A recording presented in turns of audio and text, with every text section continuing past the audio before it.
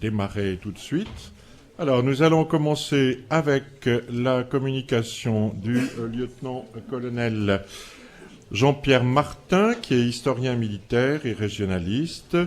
Il s'est spécialisé dans l'histoire des troupes de montagne et il a contribué à de nombreux colloques, dont le colloque fameux de 2008, que nous avions tenu à l'IEP, consacré aux militaires dans la résistance et dont les actes ont été publiés. Et le lieutenant-colonel Martin est ancien conservateur du musée des troupes alpines et membre de l'Académie Delphinale. Donc il va nous dire, entre légitimité et légalité, le drame de l'armée française en Algérie. Donc 20 minutes et je serai implacable puisque vous l'avez été ce matin. Vengeance. Bien, entre 1940 et 1962, les militaires français ont été confrontés par 3 fois à un conflit entre légitimité et légalité, obéissance au règlement et à la loi et problème de conscience. Pourquoi, comment et dans quelles conditions ces militaires ont été confrontés à ce conflit? C'est ce que je vais essayer de vous développer en 20 minutes. Première partie, officier, un statut imposé et consenti. Au moment des événements qui nous préoccupent, la condition des officiers était fixée par 2 documents fondamentaux. La loi sur l'état d'officier du 19 mai 1834. Il n'y a pas d'erreur, 1834. L'armée est une vieille institution conservatrice. Et le règlement de discipline générale qui datait de 1933. Mettant l'armée hors jeu de la vie politique, le premier texte postule le principe de sa neutralité et de son obéissance passive. Cette apolitisation de l'armée, privée des droits civiques et soumise à l'obligation de réserve, lui vaudra son surnom de Grande Muette.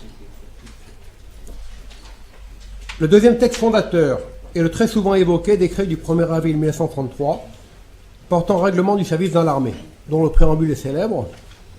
La discipline faisant la force principale des armées, il importe que tout supérieur obtienne de ses subordonnés une obéissance entière et une soumission de tous les instants, que les ordres soient exécutés littéralement, sans hésitation ni murmure.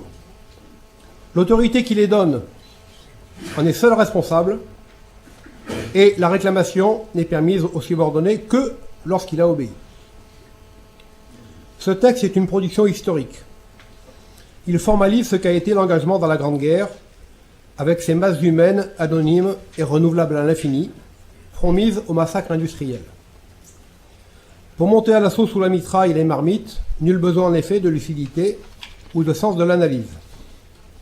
Simple exécutant d'ordre dont il n'a à comprendre que la signification littérale, l'officier est dépossédé de toute initiative ou capacité d'interprétation.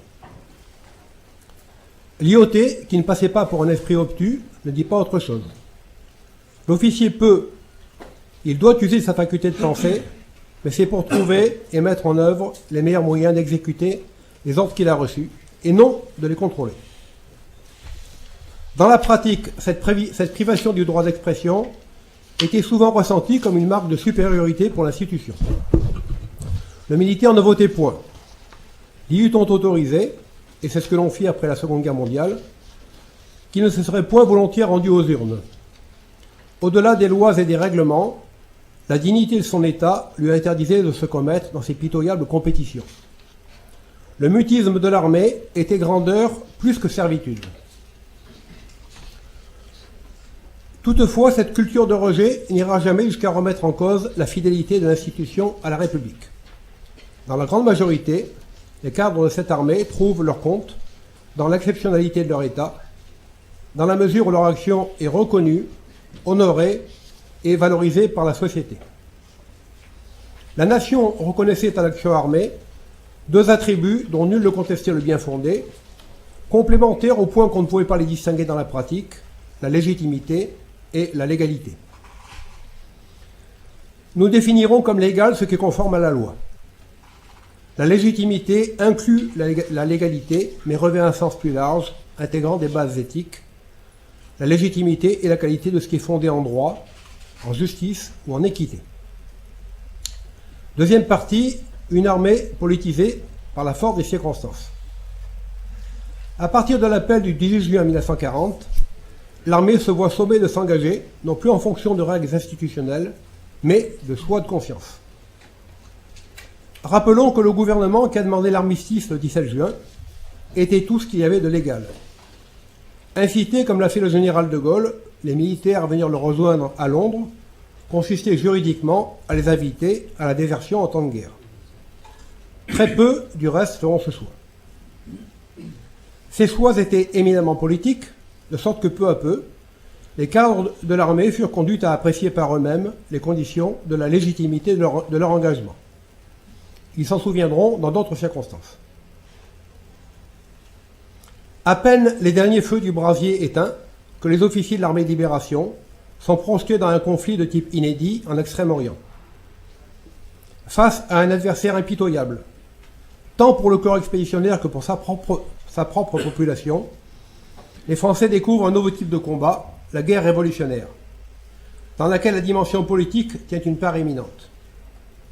Une idéologie totalitaire pour laquelle l'emprise sur les âmes est aussi décisive que la fortune des armes. Une idéologie qui possède au sein même de la France de forts soutiens et des complicités avérées. Cette sale guerre qu'ils vont conduire, au regard d'une métropole indifférente, quand elle n'était pas hostile, et qui va s'achever tragiquement, laisse des blessures à vif et des remords inexpiables.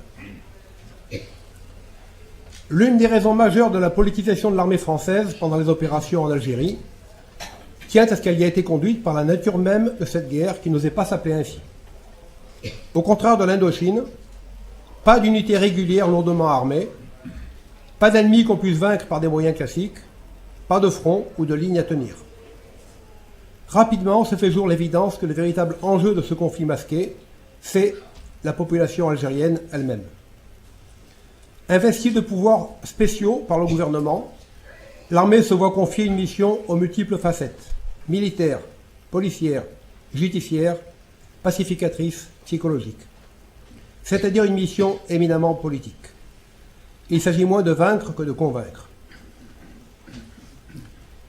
Le point d'orgue de cette intrusion de l'armée dans la vie politique est atteint en 1958 avec l'éclosion des comités de salut public, les CSP. Le surgissement de ces CSP ne doit rien à l'improvisation, mais découle d'un plan longuement mûri, élaboré tant par des gaullistes comme Michel Debré ou Léon Delbecq, que par des officiers comme le général Massu ou le colonel Trinquier. L'idéologie politique des CSP est évidente. Dans toute l'Algérie, les généraux remplissent des fonctions de préfet, les colonels de sous-préfet et les capitaines de mer. L'ordre militaire règne sur l'Algérie. Entre le général Salan, investi des pleins pouvoirs civils et militaires, et le général de Gaulle, l'épreuve de force semblait à terme inévitable. Après une brève lune de miel de quelques mois, au cours de laquelle les militaires collent des affiches favorables au général de Gaulle, le ton se durcit dès lors que, légitimé par le référendum du 28 septembre, le général exige et obtient la dissolution des CSP, puis le renvoi en France du général Salan, le véritable maître de l'Algérie. Mais le tournant majeur, on l'a dit, est atteint par le discours du 16 septembre 1959, proclamant le droit du peuple algérien à l'autodétermination. Les militaires comprennent qu'ils ont été floués. Surtout, le changement de ligne politique du général de Gaulle aura pour effet d'accentuer la fracture déjà présente entre unité d'élite, parachutistes et légionnaires, et celle de la réserve générale, la grande base du contingent qui constitue les troupes de secteur. Chez ces dernières, peu de politisation, peu de sensibilité à des notions comme la guerre antisubversive ou la contre-révolution. La plupart des cadres de contact sont eux-mêmes des appelés, sans grande expérience militaire.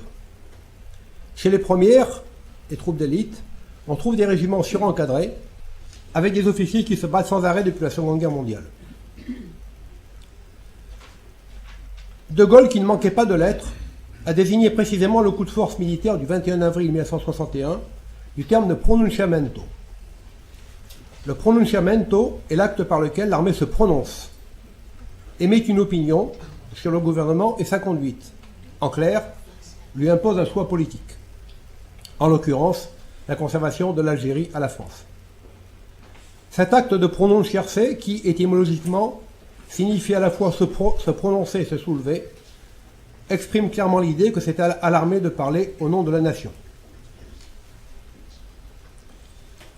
Qu'on ne s'y trompe pas, si le putsch a été relativement peu suivi, ce qui a provoqué son échec, les griefs des militaires à l'encontre de la politique d'abandon étaient largement partagés au sein de l'institution.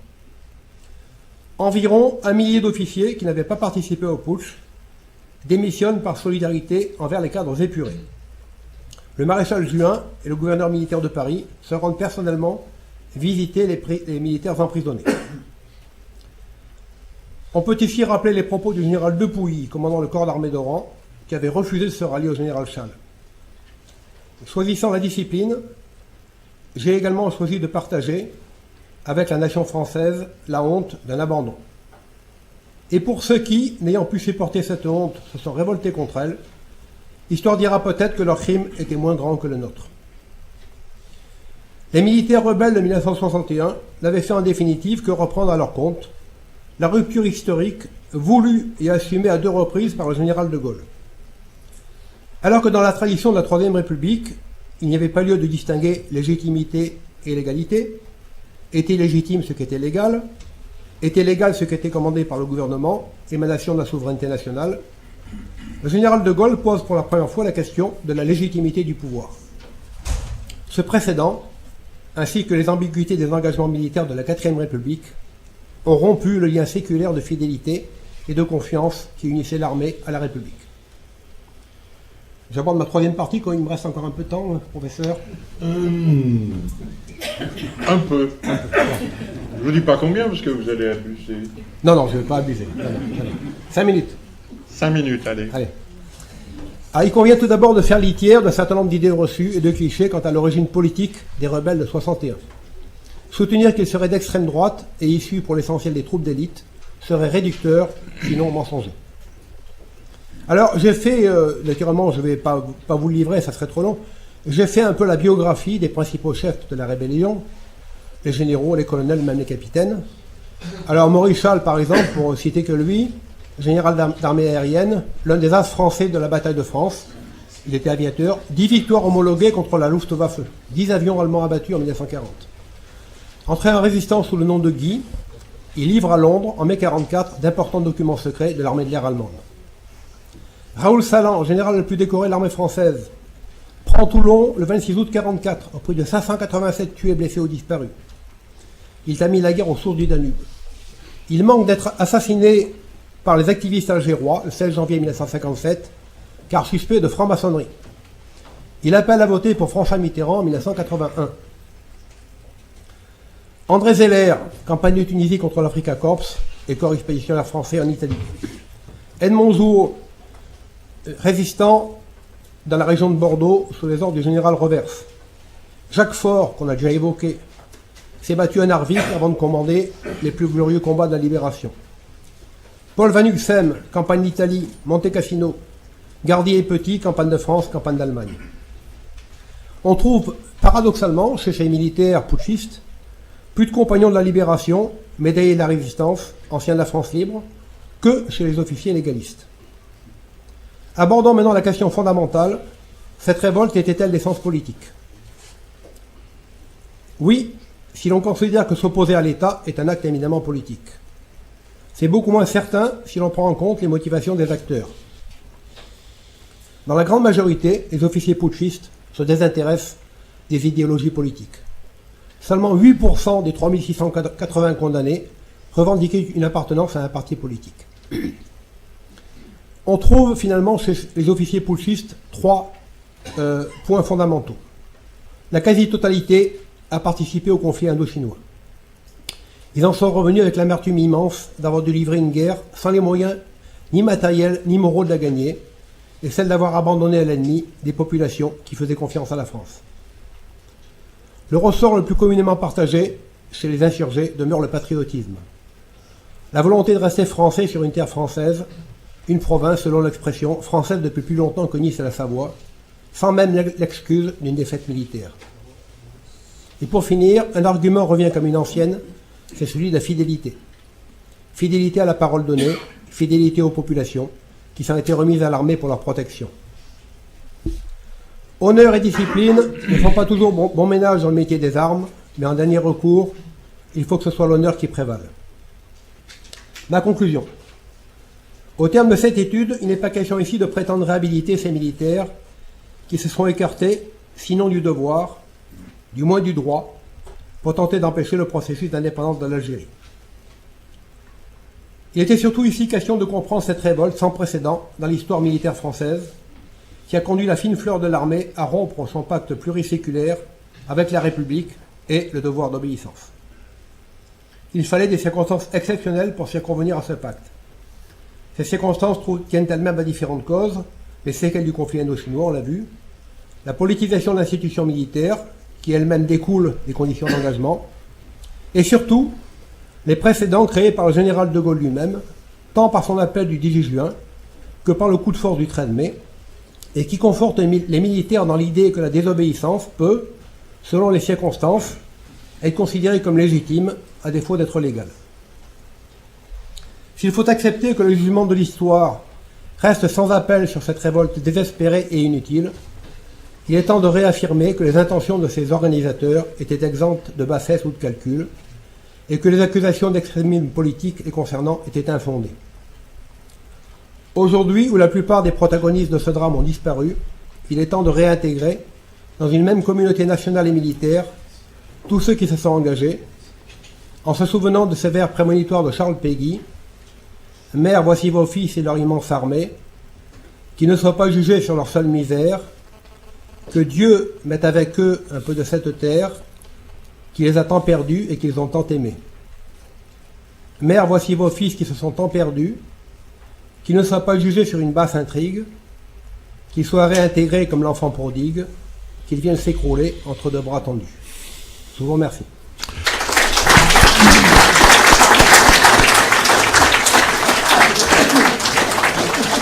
Bien, merci pour cette belle évocation de ce qui est d'ailleurs, comment dire, un sujet de droit.